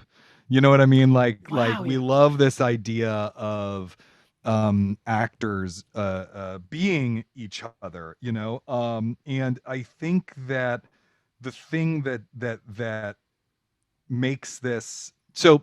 Here's where I have a little special treat for you guys. Oh my God. Right before I dialed into this podcast, I called Alessandro Nivola to talk to him about making the movie. And he told me, some things about his experiences making the movie. And he told me that I could relate them. I was like, I'm going to be on a podcast talking about this, so don't tell me anything you don't want me to tell them. I was like, no, that's fine. And what he said specifically about Travolta and Cage is, hold on. I'm like having a euphoric moment. He said, it's incredible. Well, Nick is an eccentric guy to begin with. The way he is as an actor is no holds barred. And John is a pretty flamboyant performer. He's an entertainer. They're both natural entertainers on a grand scale, but in different ways. And I think they sort of realized that they had this great opportunity to both honor each other and make fun of each other at the same time. And then to enjoy what's almost a little bit of a roast, doing impressions of each other. Wow. And so I think that really is the key. And, I remember from John Travolta's Inside the Actors Studio that he and Nick Cage spent a lot of time together to get to kind of learn each other's mannerisms and stuff like that. And indeed, actually, I don't think John Travolta is really good in the movie until he's playing Nick Cage. Part of it's that Sean Archer is such unpleasant company, but once he becomes Nick Cage, he really lets rip. The performance gets so fun. And of course, Nick Cage has these amazing moments where he's having this euphoria of being able to act out as Castor Troy. And then he starts crying, and then he stops himself from crying. It happens once in the prison fight scene with the Wire's Chris Bauer, and it happens again when he's taking the drugs. And he's saying we're going to take his face off and all that stuff. I think it's I think it's kind of amazing.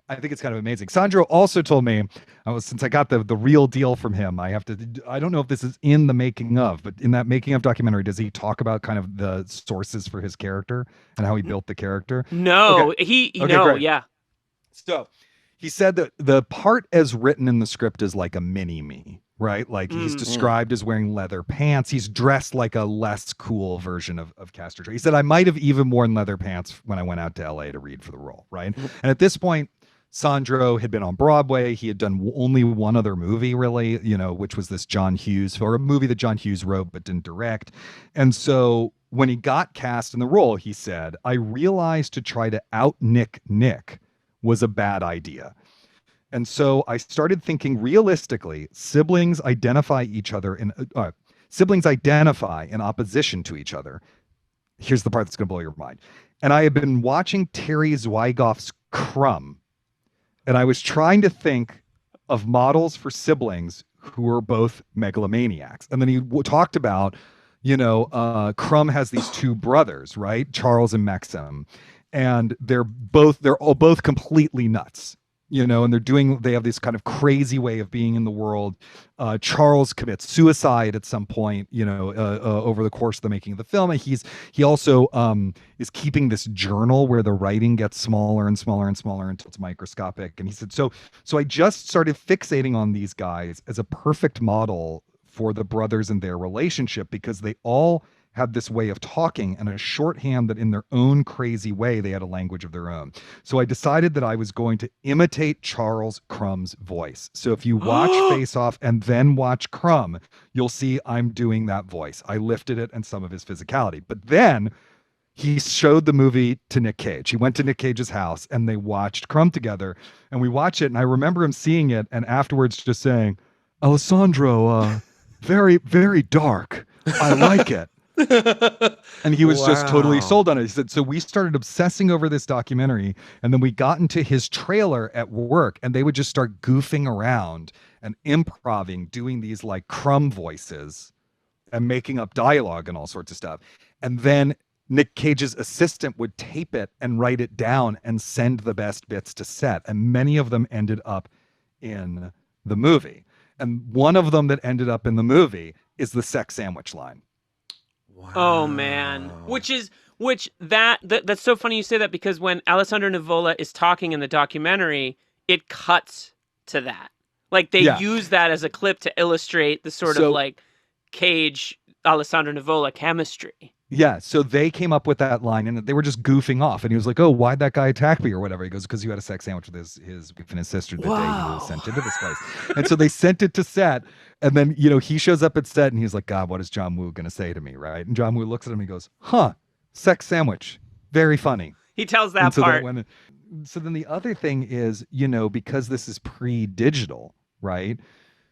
Until the dailies come in, no one's paying attention to anything that he's doing, because in an action movie, there's so much other stuff going on. The dialogue is almost sometimes shot. It's almost like an afterthought. Do you know what I mean? Yeah. And so he's like, no one was paying attention to what I was doing until the dailies came in, a week or two into shooting. And they could have decided they really hated the performance, which would have been a big problem, because it's, I made so many choices that would have to be undone. But they ended up he's amazing in this movie. He is incredible.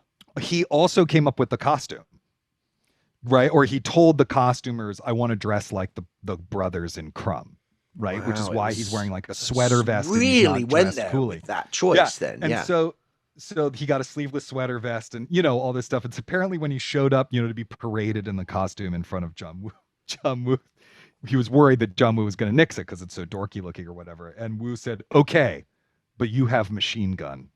Which is why he fires a machine gun in that sequence, that he would be dressed that way, but he still has to be able to shoot a gun. He just said, it just really worked. Nick and I really connected over that, and we clicked. And then he's like, and then me and John spent time together to kind of form that version of that relationship. He said each of them at different times were playing my brother, so I had to replicate that rapport that I had with Nick when I started shooting with John, because he shot with Nick first and then with John, and kind of both of them alternating, right?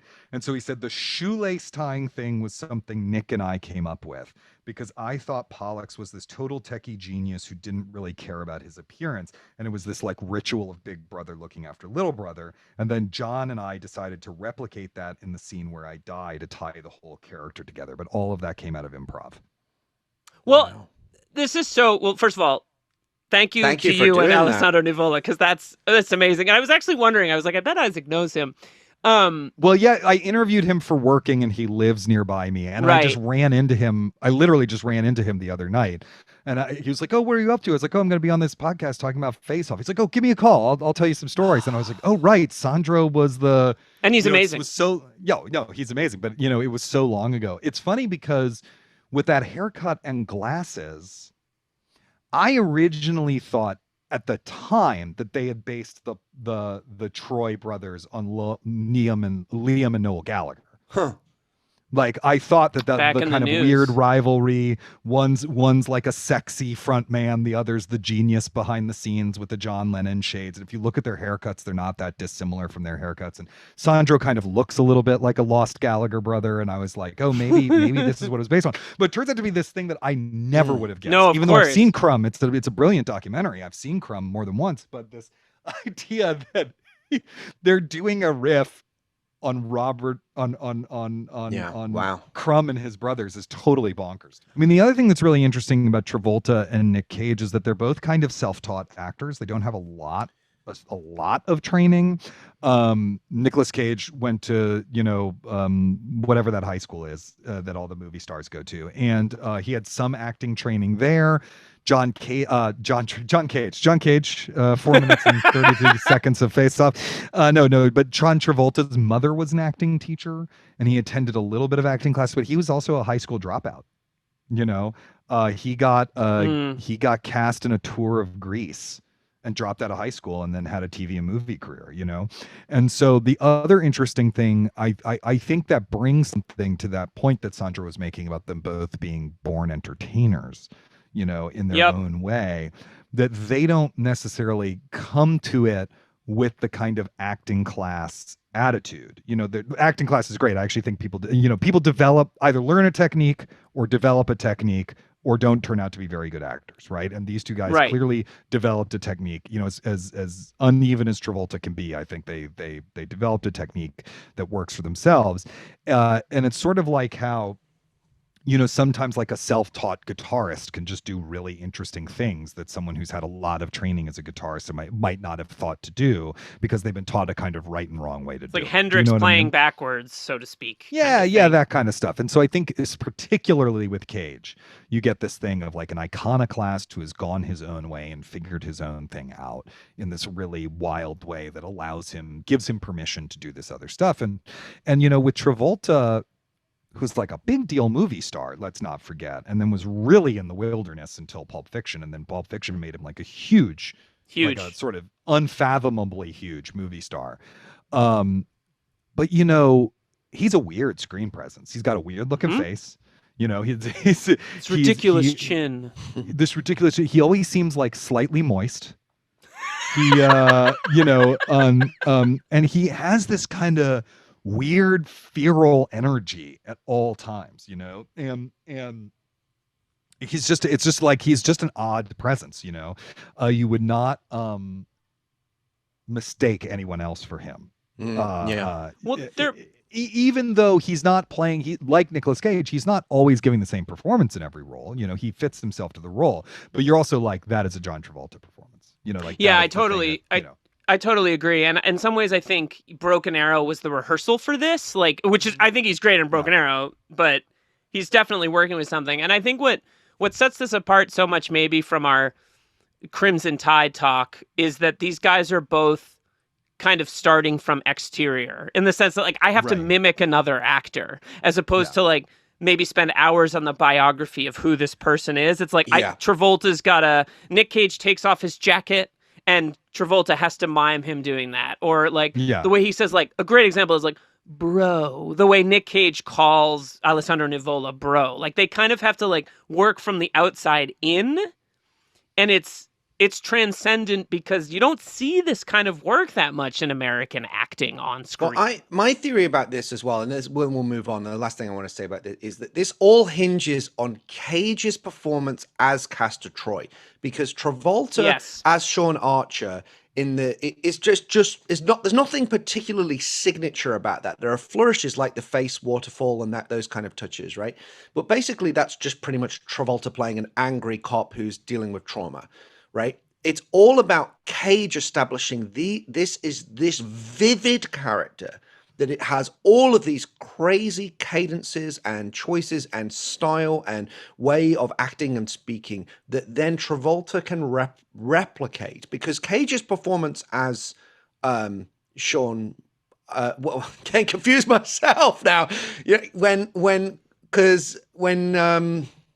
Cage is playing Sean playing Castor. Yeah, exactly. My head is so scrambled. But the point is, it all hinges on the first sort of 18 minutes of Cage establishing what that character is for the whole rest of the film to work. And it's hard to think of a single other actor that is so perfect for Cage's incredible, genius ability to make such fearless choices that are so bold and big that you can't help but understand, that's who this character is. The way he bulges his eyes, the way he says, what the fuck? All of these little touches that he does. It's so incredible. But my other point is, I think, is that Travolta. I've always said this, and I've said this, I think, on Broken Arrow, is way better as a bad guy than he Oh he yeah, is as a good he's guy. liberated when he gets to be a bad when guy. it's broken. His best performance is Broken Arrow, and the other one in his late career that was awesome is Taken a Pelham 1, 2, 3 remake, where he's fantastic. He's all when he's playing a dark Vincent Vega, Chili Palmer. Chili Palmer's a likable guy, but he's a loan shark, right? $379. He's so good. He's in much that better movie. playing a slightly morally, bad character than he is. I think he's just much more interesting. You're saying you didn't love him in that movie about American racial oppression where the white people are oppressed by black people and Harry Belafonte. White Man's Man's Burden. Yeah, I never saw it. Wow. But I remember it. And Harry Belafonte is also in that, I think. Yeah. I will also say, for my money, the Cage's, not Cage's, again, I'm getting confused. Travolta's best moment is when he shows up in the prison to gloat. You good looking. Yeah, that whole sequence is like, it's so great. It's like looking in a mirror, only not. Like it's so great because like similar to the actors, I could talk forever. Similar to the people in this movie, you've wanted him to cut loose. You know it's coming. Yeah, and so when he does, and like there's footage of them shooting that scene on the making of, and they are like, Wu calls cut, and these guys like explode. Like they're so amped up. Well, dance partners, aren't they? Right? Like, the thing that both of these guys have that you really, really need for this movie, to use the parlance of our times, is Riz. In fucking spades. Everyone has Riz in this movie, though, except for Margaret Cho, who's given some really unfortunate lines to deliver. The rumor she's just like, what am I even doing in this movie? That was originally supposed to be Chow Yun-Fat. Yeah, I heard that. Yeah, weird. Which would have been such a weird to have him in the movie with 3 lines in 20 minutes. And I think probably he was doing The Corruptor, a movie I like. So like, I feel like he's too big for this part, but it's strange to see Margaret Cho in that part. I do want to just touch on the lady of this picture, Joan Allen's performance as Eve Archer, because I think she's kind of the unsung heroine of this film and employing a completely different approach to acting. She's doing the opposite, right? She's grounding. She's an old school. I mean, she's a really old school. She did a lot of Steppenwolf work, if I remember correctly. Yeah, that's right. She was in she was in the cast of Execution of Justice. I mean, she's a very kind of Burn This. Wasn't American, she in the original cast? Burn This. Yeah, she was in the original Burn This. So she's very connected to that kind of American Stanislavski tradition. I mean, the women in these movies, those are thankless roles. Do you know what I mean? Like they're often underwritten, and they often rely on really great actors to bring them to life in interesting ways. To give one example again from the Fugitive, right? Like Jane Lynch creates an entire character for this woman who has like 4 lines in the whole movie. I mean, that's the genius of The Fugitive, is everyone seems to could have been the lead in a different movie, and they've all walked into this Andrew film, Davis, right? Just knowing how to cast. Chicago guy. But these characters who are more often than not played by is her name Anne Archer, right? Wasn't she always playing Eve? Oh, no, sorry. No. Yeah, you're the actress. actual The actress. Anne Archer from like all the Harrison Ford wives. Yeah. Almost always played. Yes, almost always played by Anne Archer. Here instead played by Joan Allen, who's a wonderful actor who I think, she had this kind of always well respected, and then this late career breakthrough with The Contender, which she's incredible in. I don't think it's the greatest movie in the world, but the acting is amazing, and she really kills that movie. Yeah, she is really good in that movie. You have this weird thing where you have this like person who probably should be a big star, right?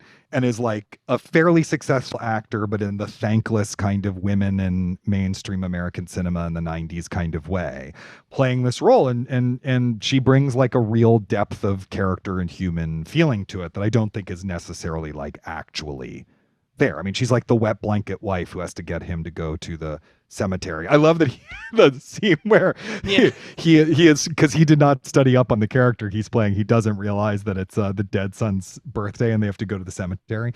But Travolta's amazing in that scene, though. Just like unable to look at the grave. Like I love that scene. That and the moment when he puts his hand to her and looks the other way.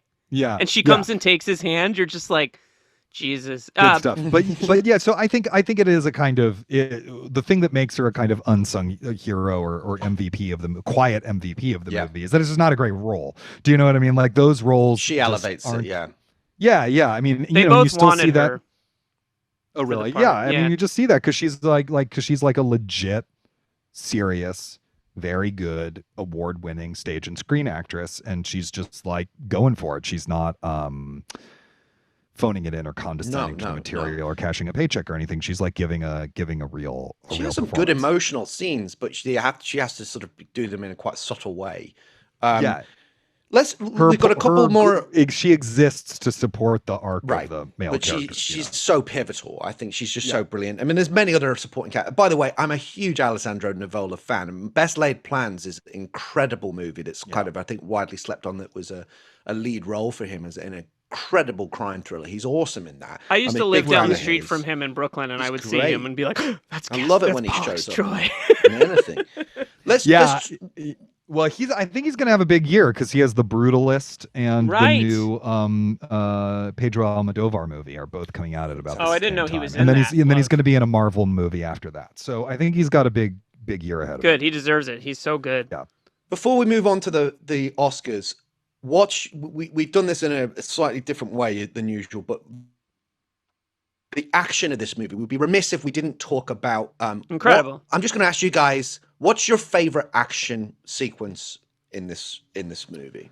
I mean, I think the obvious one is the shootout with Somewhere Over the Rainbow playing. I mean, it's the classic John Woo, what they call gun fu. The slowly moving with the two pistols and the things are exploding. But and it is less unpleasant than the Chris Bauer being electrocuted prison break scene. Although the prison break scene is great. When he gets to the top of the prison, he realizes he's in the middle of a body of water. He's in an oil rig. Oil rig, all that stuff. But I do really love that shootout. It's what if you have a John Woo movie and you don't have a shootout like that, like what's the point? Nick Cassavetes saying, "I hate cops," and shooting that guy is pretty electric. I'm going to just do it for the sake of keeping it fresh. I'm going to go with the airplane at the beginning and the way the Humvee whips around and the score kick. Dun, dun, dun, dun, Heaven. dun. My soul is flying. I'm gone. I'm not even human. Real plane. Really that was all special. done. It's a real plane, Sandro told me. That was all done practically. It was like my second day on set, they crashed a plane into a building. 14 cameras running at the same time to capture that scene because they knew they could only do it once. That like the train in in The Fugitive, right? Yeah, totally. If the movie ended there, like at the end of that scene, I would feel like I had got. That's one of the best movies I've ever seen. If it literally the funny thing is, then it is the ending of a movie. Like they start the movie with the ending of a blockbuster. Phil, what's your movie. pick? Which Demolition Man kind of does. I love the airport sequence but I will say that the speedboat chase contains two shots where I'm watching it, and I posted this on Twitter. No one really gets this reference, but there's a shot of Balky from Perfect Strangers where he's on the boat when he's coming to America. Exactly what scene you're talking about. Yeah. And he's just going like Bronson Pinchot's just like. Like that's how I feel watching like some of these nothing's scenes. Gonna stand in my way. As an immigrant, Perfect Strangers really hits for me. But there's two shots in that sequence that are jaw on the floor. One is the boat crashing through the other boat, where you're just like done practically, and you're like. I'm full on Balky with that. And then the other one is when the guys get hurled off the speedboat and you're seeing in slow motion the water, like the boat spinning to, stunt performers. But nonetheless, it looks incredible. They're actual actors. It's not CG. And you're seeing that, like the layering of imagery and the kineticism of it is just like I'm full Balky for that whole sequence. Amazing. So, the action's incredible. I will say, though, this time through, watching it at home on TV, very high quality, streamed on the theater, whatever, I did catch a lot of very visible stunt doubles who look nothing like Nicolas Cage or John Travolta. It actually almost makes it better. No. But then I was like, maybe this is a metatextual comment on the subject matter of the movie. Brechtian. It's Brexit. Yeah, exactly. Just But like, just so like for the- example, when Nick Cage gets thrown by the test engine thing into the cage, and Yeah. and when he's slumped down, the camera like lingers on the guy there who has a totally different nose and chin Yes. and hairline than Nicolas Cage. You know, there's like a lot of like. Well, and his but whatever. face-off sequence, like that's so not Nick Cage. Like it's incredible how not when they're taking the face off, how not. Was Nick he just Cage not it is. there that day? Why I don't. isn't- It's I mean, weird, but it yeah. weirdly like fits with. I don't know. It like weirdly fits for me with the style. I don't know. It's weird. All right, the Die Hard Oscars, the John McClane Yippee-Ki-Yay Award for Best Line. Wow, there was a lot. No. I hope they play those salmon spawning scenes again. I find them intensely erotic. I don't know, Pollux Troy is just incredible. You're gonna Isaac's gonna send this to Alessandro and be like, I didn't know they were gonna do impressions. Because I of love me. him. I love him. Sandro did do the voice on the when I was talking to him. How can you not? He's like, so when I mean, I'm doing so the much voice, then he fun. just did it. So he was much like, fun. it's- Bro. It was a crime to exercise the wait, mind. do we nominate or do you nominate? I'm and going we to choose suggest one? my ones, but feel free to add. The others I Okay, had great. are Tell the President to Hold. That was one that I thought was pretty cool. Pretty cool. No More Drugs for That Man. That's said by Dietrich. Yeah. And my personal favorite, Lies, Distrust, Mixed Messages. This is turning into a real marriage. That's said by Archer Troy and John Travolta. Any picks or additions for your favorite? Yeah. Okay. So you Dialogue? got to go with Peach. I could eat a peach for hours. Yeah. Right. Like that is the earworm of the movie. Peach. I could eat a peach for I can eat a hours. peach for hours. Yeah. And of course, bye, bro. Yeah. I mean, they're all really good. That's I just have to awesome. give it off to Face Off, Yeah. which is partially the gesture. It's all really in the gesture, but I think Peach is the winner. I have to go with Peach. I do love More Drugs for That Man. Can you give us real quick, Nick Cassavetes? Where are you on him, Nick? As a huge Cassavetes guy, like, are you a big? I like Nick Cassavetes. I love the Cassavetes. I would say that what I find most interesting about this movie is he got cast because Nick Cassavetes came to set to record ADR for She's So Lovely, the movie he directed with John Travolta. Oh, yeah, And yeah. John Woo was like, I love this guy. He's got to be in the movie. Wow. So that's how Amazing. he got cast in this. And yeah, I mean, it's great to see him in this movie. I think he's really good. I think the moment when he and Gershon kiss is one of the more fascinating parts of the movie. that was You're like, their "What's choice, going on?" apparently. Yeah, that was they like, made that they choice. came up with it. Yeah. Yeah, but I'm a fan, huge fan. Well, speaking of those folks, the Hans Gruber Exceptional Thief Award for stealing the film. Our nominees are Alessandro Nivola as Yeah, of Pollux course. Troy, Gina Gershon as Sasha Hassler, Nick Cassavetes as Dietrich Hassler, Robert Wisdom, speaking of The Wire, Chris Bauer, as I thought your Tito. quiz question was going to be which two actors from The Wire. Yeah. were in the, Well, I was Wiley. I saw that one. I moved. yeah, exactly. Colin Fure as Dr. Walsh. Fantastic Shakespearean Canadian actor. Shakespearean actor. Yep. Storm Great of the on Slings Century and guy. Arrows. Oh, he's on Slings and Arrows, that's he's right. amazing in that. So yeah, those are the plenty of folks. To I mean, choose I from. think the Do you have a obvious pick? answer is Sandro. I mean, I think Alessandro. We have to give it to We him. have to. He's Now, a he's passive of the show. passive participant in this podcast. We have to give yeah. it to. We do. But Wisdom Nivola. honestly, like even before, Yeah, because he he's was amazing. unknown in the movie. He's an unknown. He was an unknown actor when he made that movie. So when you first saw it, he had the like, who the fuck is that guy? Please tell him Where thank Where you. did this guy come Yeah. from? I will. And He's tell like, him where did how that guy amazing come from? Best Laid Plans is. I also just want to say very quickly, I think Gina Gershon is phenomenal in this movie, and is Agreed. just a great She's always actress. good. And she's always good. so good. I love her. Yeah, And- I think, yeah. I mean, also like Robert Wisdom gets burned to death with CCH Pounder early in the movie. CCH, you yeah. know, so it's hard for him to have like a lot of scene stealing. I have to do Um, this, and I know I'm going to get shit for it, but you know what Christopher Nolan movie Robert Wisdom is in? Which one? The Dark Knight Rises. He is Oh, really? on the bridge. the worst of Get the out worst here. of Christopher Nolan's movies. The best Batman movie he made, though, maybe. I don't know. I'm. This is who I am. I love it. I love right, it. The best Batman movie he made is the first third of each of the first two movies. All right, let's move put on to them the together. the Dick Thornburg Award for Dick of the Movie. I only had two nominees. One of them was Danny Masterson as Carl, and the other is John Carroll Lynch as the sadistic chief prison guard Walton, who I think makes a strong how impression. much earlier had Fargo come out? The year before. The year before. It was the year before. So what's amazing about John Carroll Lynch is like most people would have just known him as Norm from Fargo, and then he just shows up as this like sadistic. I break up the fights. And from the Drew Carey Show, right? Because he's Drew Carey's brother on the Drew Carey Show, I think. So he does have this like reputation of being kind of like, he's great. I would give it to him. He's so good in this, and but Danny Masterson is really really stretching for the role of an attempted rapist in this movie. I don't know what experience he drew on from it. Also, did he get cast because of a vast Scientology conspiracy? We report, you decide.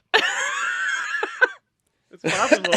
And, final category is the best death presented by Marco. No more table. Next time you have a chance to kill someone, don't hesitate, bro. Very good. Right. It's so much fun to do. Interesting that despite all the bombast of this movie, several of the main characters' deaths are actually quite quiet and low key. So the picks are Dietrich taking a bullet in the neck like a champ to save his sister and her son. Sasha dying in the Mexican standoff and with her dying breath pleading to Troy to look after her son, not realizing it's actually Sean. And Sean finally killing Troy with the harpoon as Troy tries to disfigure his face. I'm going to go with Chris Bauer holding on to the gun. He's being held by the gun, which is an amazing sequence. The gun that for some reason the barrel is not hot despite the gun being fired 700 times. And then he's like, come on, I'll get you up, or give me your hand. Right. And then he falls to his death. Zombie Chris Bauer having had his brain fried by the prison guards. That's a good pick. And with the Melliman scream, I think there is one of them in there. Yeah, that's in that sequence. It was in Broken Arrow as well with how scream. That's sort of like I think there's a Wilhelm scream. They alter it a little. I noticed that they play it backwards or something. There's a weird thing they do to the Wilhelm scream there. But yes, also you get the Wilhelm scream there. So I think that's a good pick. Vote. That's a good pick. I'm going to go with Gina Gershon because I just think she's amazing in that scene. Phil, quiz. This time, unlike with Crimson Tide, this time I did watch it thinking, what are the quiz questions? Well, you're a veteran now. You're a veteran guest. I'm excited for these questions. All right. In which action film did John McTiernan direct John Travolta? Oh. You guys can collaborate, and there's a clue available if you want it. Yeah, give me the clue. Oh, okay. You want the clue? Yeah. This military thriller was John McTiernan's last theatrically released film. Oh, so it's late McTiernan. Mm-hmm. The latest McTiernan. Do you know what it is, Liam? You just answer because we're. Yeah. Okay. What is it? Basic. Is correct. See, I never would have. I've never seen Basic. I've never seen Basic either. I should watch it. Maybe. I was like, part of me was like, is it The President's Daughter? Yeah, I thought it was the general's daughter at first, but or then whatever that's that movie Simon is, the West who directed Con Air. That's right. Yeah. Right. Okay. All right. Question number 2. Yeah. Face Off features a brief appearance by actor Thomas Jane as a prisoner named Burke Hicks. Yep. In which film does Thomas Jane play an FBI agent whose entire family are murdered by a psychotic villain played by John Travolta? That's The Punisher. That's the first Punisher. Yes. Yeah, nice. Wow. Weird fun fact. Both Nicolas Cage and Thomas Jane were previously married to Patricia Arquette. Oh, Did you that's know that? weird. Yeah, I knew that Cage was married to Patricia Arquette. I didn't know that Jane was. Interesting. All right, our last one. We mentioned this. Various movie star pairings were considered during Face Off's evolution, including Arnie versus Sly, Michael Douglas versus Harrison Ford, Denzel Washington versus Wesley Snipes, De Niro versus Pacino, JCVD versus Steven Seagal. But in one iteration, Bruce Willis was also considered. Whom did they plan to pair Bruce against? Was he in a movie with this another movie with this actor? Had he acted with this actor before or after? Yes. Okay. Did he act with him in 2 movies? Now you're really... I haven't got. I couldn't say that for sure, but I know there's at least one. Okay, then it's not who I thought it was because you would know. I couldn't say for sure off the top of my Well, head. this is fascinating though, because when you listen to those pairings, you hear how much the like pairing itself contains a subtext, right? Yeah. Yeah. Like Harrison Yeah. Ford and Michael Douglas, or Pacino and De Niro. Would have been And then too eventually they're like, much. how about two black guys? We'll get Denzel and Wesley Snipes. Clue. Arnie and Sly are you know, of course. That would be something. Phil, clue. Okay, the clue is this actor starred in John McTiernan's next film after Die Hard. Alec Baldwin? Is correct. Oh my God, that's crazy. Interesting, wild. huh? Kind That's- of interesting. Man, the more we talk about the potential That would be so castings, dry. The two Yeah, of them the more they together, got it would be this like right. dry as a bone. Yeah, I mean, It would be like a what martini with no vermouth in it at all. That sort of makes me feel like what I think about this movie, which is that it's sort of a miracle. Like the greatest living action director casts the two of the greatest, like a living legend, Perfect. you know, who's Perfect coming back. casting. He's on the upswing, and this kind of like upstart young actor who's just won an Oscar for Leaving Las Vegas. It's like kind of perfect. It's unbelievable. Yeah, it And- is a miracle yeah. of a movie. It really is. Excellent. That does it. Isaac. Right, we did it. Any final thoughts, or you need to we get you out of here? No, I think I'm good. Well, listen, again, I'll say it again. I know you're working on a million things. Everyone read The Method. It's an amazing book.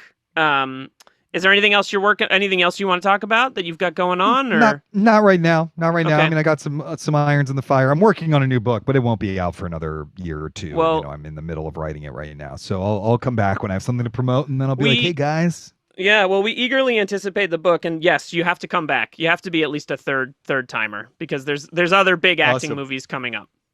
Thanks, Isaac. Thank you so much. Thank you so much. Wait, have you guys done Under Siege 2 with Eric Bogosian as We the villain on the train? have, I'm afraid. We did an episode We did a about Bogosian that deep was really dive. just about how much we love Eric Bogosian. Oh, great. Yeah, he's amazing. He's amazing. He's amazing. We'll find something though. Yeah. Well, I have an idea. Well, that Wow. was the incredible Isaac Butler lending us his I'm insights. gonna be very nerdy.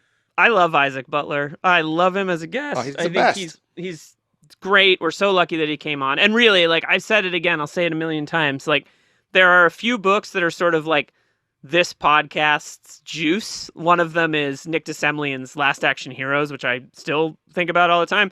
But Isaac's book is like, if you want to read one book about the history of acting, which is so relevant to the 20th century and to history, and it makes a compelling case for why it's so critical to like the modern identity without being like a long, complicated explanation of it. I think The Method is just one of the best books ever, and I'm so glad Isaac is around and giving us his time to talk about these ridiculous movies that are also amazing. And an incredibly nice bonus of Alessandro Nivola's Yeah. personal insights. Thank you so much for doing that. Thank you. We love him. Yeah, he's wonderful. So yeah, that's our show for today. Hope you guys enjoyed it. What Now, do we Phil, need to? Yes. Hi. How are things going with the Cybertruck? Ugh. Where are we in the? I'm You have a running out of stuff I to say about saw this. like a patterned one going. I saw one with a We Die need- Hard logo on we it, need so some I new thought. shtick. Although actually driving around with an embossed red like Die Hard on a blank Cybertruck would be pretty sick. That would be pretty sick. Sirens on the roof, you know. I feel like the Send in prison. the car. I feel like Send the in prison car. guards, the prison. John Carroll Lynch probably drives a Cybertruck in this movie. Right. That would make a lot of He sense. does give that very vibe. quickly, because we are obligated to mention this, I feel like the prison sequence is giving Verhoeven in like a very, very real way. Like you could see Verhoeven making a really interesting version of a movie set where everyone has to wear moon boots and like are watching these like Well, that's the echoes of the sci-fi version of this. There was an amazing piece about it in Neon magazine, and sadly now long departed, incredible British film magazine, that did a whole deep dive on that and how it was like originally they were like it was going to be some sci-fi thing and it would be called like Switcheroo or something like that,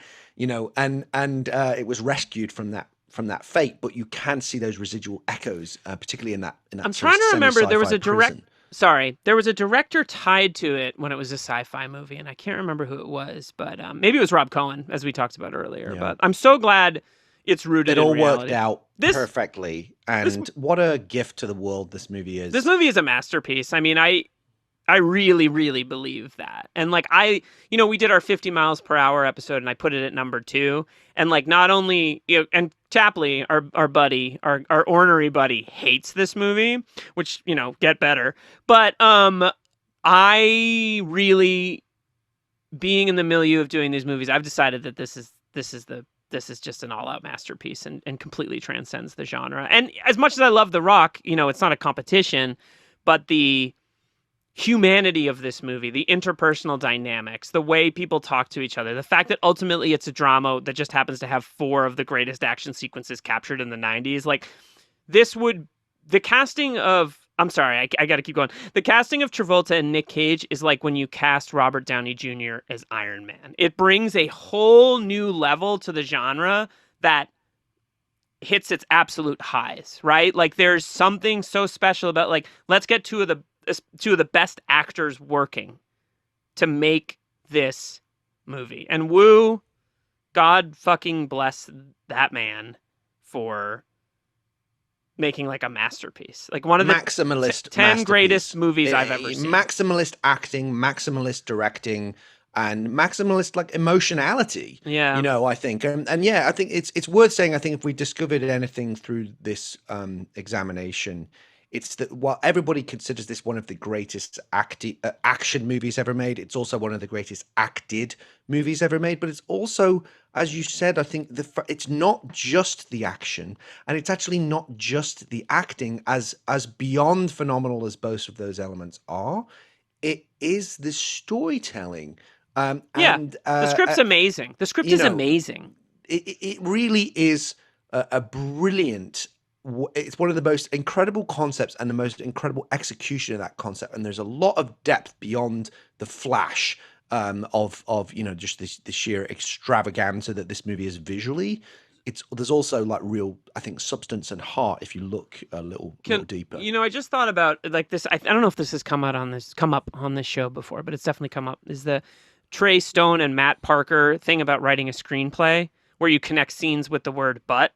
This happens, but then this happens, but then this happens. And I think that like the screenplay to this movie is kind of Oscar worthy because of how well structured and something happens and then there's something that complicates it. And it's just I think it's weirdly subversive how the movie ultimately rests on the idea that these two arch enemies kind of make better versions of themselves on some level. Like, Travolta being a better work colleague and a better lover and a better father and like not living his life in avoidance of his familial responsibilities. It's very human. It's very humanistic. They touch each other's lives and in doing so learn something a bit deeper about themselves and about the world around them in a way, not to get too annoyingly sentimental about it, but there really is like something quite substantive beyond the superficial. This movie is amazing. It's amazing. It's really so special. Like, I really want to like go watch it right now. Yeah. And it's cool that 27 years after it has come out, which first of all, to me, it feels like yesterday. It still feels like a new movie. Is that it's so well liked. I tweeted about it and like it blew up because, and this is the greatest compliment I can pay it, you forget that Cage is playing Travolta and Travolta is playing Cage. Yeah, what I mean when I say that is the artifice disappears. Yes. And part of that, I think, is the power that that Wu sets up in showing you the operation and really taking the time. But I just I feel like you right now, but I love this movie to a degree that like I think it's one of the great modern movies. It's just joy. Unbelievable. That's what this movie is. It's bottled joy. Yep. You know? And if you don't like it and you think it's cringe, go listen to a different fucking podcast, my friend. Yeah, here. So any other, we need to thank a few people. Are speaking of X, etc. Like we're on all of that stuff. We're on the platforms. platforms. Tell us about where we are and we're on Twitter. We're on Twitter. We're on Instagram. We're on TikTok. We post clips from the show. We're on YouTube. You can watch the show on YouTube. You'll be able to watch this episode on YouTube. So if you want to go back and watch it, you can see a lot of impressions. You can see us doing impressions on YouTube. You can hear them, but you can also see them. Special thanks to our friend Tyson Hubley, who makes all of our graphics and makes the show look as good as it can, despite my face. We love the guy, and I owe him a phone call. So I'm going to say that at the end of every show. I owe Tyson a phone call, but he's the best. I don't have any plugs, I don't think, this week that I can think of. I don't think I have any plugs. We're going to be on... we're going to be talking with Blake Howard soon. I'll just say that. Yes. We're going to be talking with Blake Howard soon, probably a little bit after this comes out, about a movie also starring Joan Allen. Indeed. So look out for that. Next time on the show... Air Force One. It's Die Hard on the President's Plane. A movie that we're recording before the U.S. presidential election that will come out after the U.S. The episode will come out the episode will come out the day after the presidential election. I don't want to talk about it. So that's where we are. Very interesting movie. It's going to be a fun one to discuss, and we've got some great guests. We won't say who they are for right now, but assuming everything holds, it's Gary Oldman and Harrison. It's Gary Oldman and Harrison. We've set the bar kind of high from Alessandro Nivola. We'll be back next time with a scenery chewing Gary Oldman.